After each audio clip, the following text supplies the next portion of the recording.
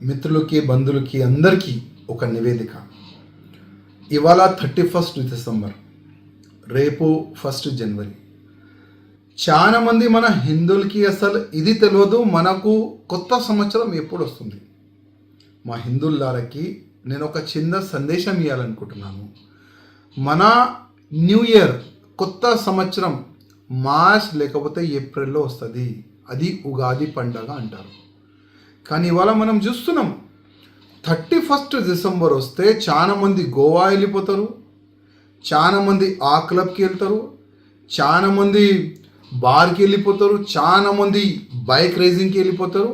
Next day పేపర్లో హెడ్డింగ్లో వచ్చేస్తారు, యాక్సిడెంట్లో చనిపోయినది.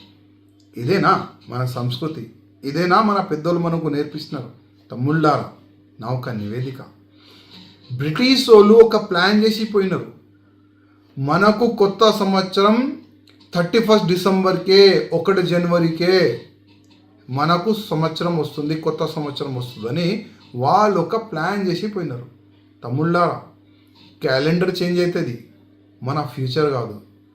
మన ఫ్యూచర్ ఎప్పుడు చేంజ్ అవుతుంది? ఉగాది పండగ రోజు. చాలా మందికి మనం చూస్తాం 31 డిసెంబర్, 1 జనవరికి చాలా వరకు పండితుల దగ్గర వెళ్తారు. అయ్యా, కొత్త సంవత్సరం వచ్చింది, నా జాతకం చూడండి, నా ఫ్యూచర్ చూడండి అని చాలా వరకు వెళ్తారు. కానీ దాంట్లో ఏముండదు, ఏమి కూడా ఉండదు.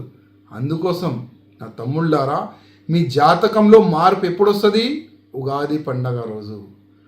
ఉగాది పండగ రోజే కదా మనం చాలా పెద్ద పెద్ద ఫెస్టివల్, మనం పూజా కార్యక్రమాలు అన్ని విధాలుగా మనం చేసుకుంటాం. నా హిందూ బంధువులకి నేను రిక్వెస్ట్ చేస్తున్నా, 31 డిసెంబర్, 1 జనవరికి హిందువులకి కొత్త సంవత్సరం కాదు, హిందువులకి కొత్త సంవత్సరం ఉగాది పండగ.